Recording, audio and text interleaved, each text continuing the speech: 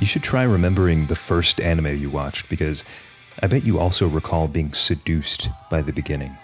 Unless your mom, beat you up and Inferno Cop was playing in the background and now there's Traumatic Link. Starting a new show was something electric. Every time there'd be a cool guy in a brand new world and it'd all come crashing down in the first episode. The beginnings of these stories felt like the first step in an adventure that I really went on. Wolf's Rain is unique because it's about the end of an already dying world. Every street, alleyway, and building wears a coat of rubble. It's clear something terrible happened, but no one questions how insane the planet already is. You hear rumors that wolves were hunted to extinction 200 years ago and are just a fairy tale now. Some say they knew the way to a paradise away from this wasteland, and the most skeptic among us say wolves still exist, cursing us with illusions and wearing our skin. That guy's a wolf, and that guy's a wolf, and that guy's a wolf, and there's wolves. It's called Wolf's Rain. If it were called Parrot's Rain, it would be about fucking parrots.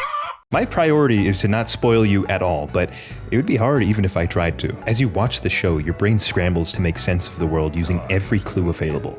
Never thought it'd be so cold inside a dome.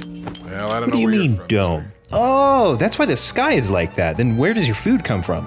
Who built the domes? Where does the snow come from? Your mind can generate infinite questions from any small piece of dialogue. The way you envision all of the pieces coming together is what makes it magic. It's probably already happening to you now as you construct your own story from these random slices of the show. It's alive. This world exists now. I would rather tie my sack to a horse and make it run than watch another story that takes place in high school. Every season, there's a new show about a gray main character who encounters a girl with something wrong with her. This one speaks Russian. This one doesn't talk at all. This one's a tomboy, and it makes me want to pull my fucking hair out. Have you ever looked for a girl that has something wrong with her?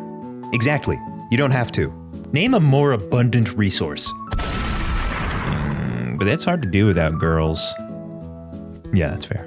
Fantasy in this realm is entertaining on a surface level, and the world is better with content like this out there. I don't want to sit and question my life philosophy every time I watch a show. We need a surface level, but they have a low shelf life. I've seen these shows worshipped just to fade into non-existence once the next quirky girl rears her head. It's not exclusive to this random subgenre. Most isekai, a lot of fantasy in fact, could fit the same description. It takes a different power entirely to unleash your imagination. The art style alone is so...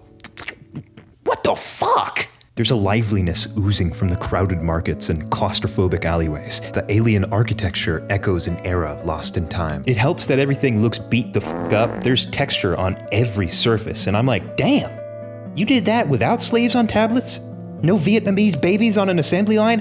How the hell were they hand-drawing this back in the day? That attention to detail seeps into every crevice of Wolf's Rain. Let me show you the main characters. There's Liara, Zali, Kiba, Gel, Sume. They explode with detail. It only takes a glance to tell they're all main characters. Except I lied to you. 3 of them only show up for an episode. It's a show where every imaginary culture has their own aesthetic. Every spoon or fork has dings and scratches, and everyone is the main character of their own story. But you've gathered that just by looking. Much of the story is told to you visually, and if you're willing to listen, this dead city has a lot to tell you.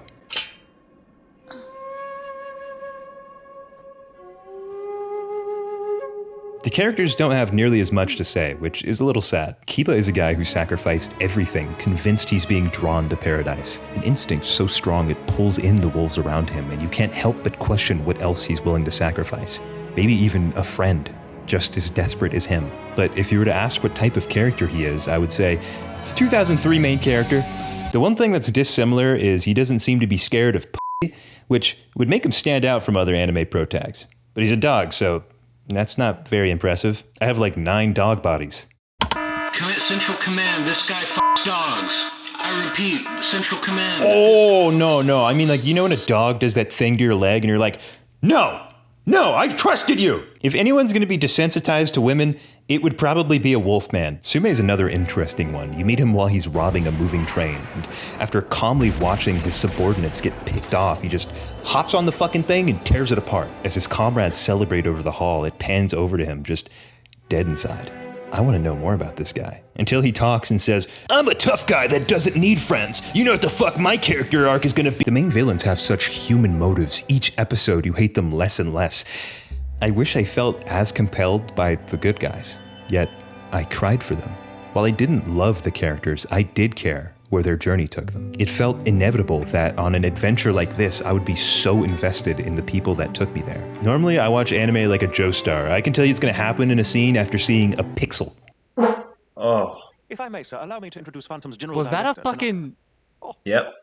I didn't have a relevant clip. The point is, it's easy to recognize patterns in storytelling after a while, so I've developed a taste for being lost. We all know what these guys want, paradise, but what will happen in between is just as alien to us as it is to them. They're guided by a vague remnant of instinct, so it's anyone's guess how they'll reach their destination. Are there giant birds that can fly them? Can they hitchhike on these spaceships?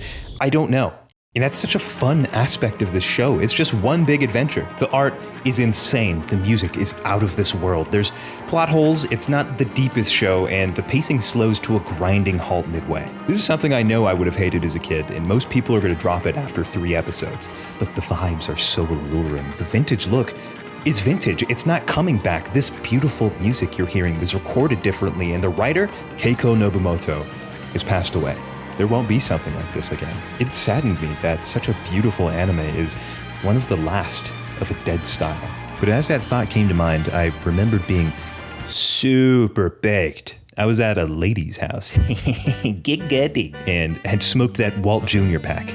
This, of course, left me profoundly thirsty, so I walked over to the sink to get some water. The coldest this sink gets is hot! This fuck-ass sink only has warm water, I nearly declared out loud. But I noticed it didn't seem to bother her, so I swallowed my words and wondered, is there anything positive about only having warm water? How's she so content? My mind drifted off in search of an answer. Nothing came to me, so I threw some ice cubes in.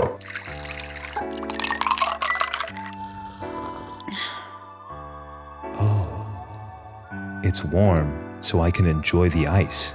If water was cold all the fucking time, I would never learn to appreciate a cold drink. If anime looked like this always, could I appreciate its beauty? Would I be telling you that these scenes and the music and the editing were special to me? Everything new kinda looks the same to me now, and even when a show is beautiful, rarely does it speak to me. But I wonder if I'll feel that way in a decade when this style is dead and we've moved on to different trends. There will never be an anime similar to Wolf's Rain, at least I believe so. But I think that's what makes it beautiful. Hey, no, off the leg, down! Hey, no!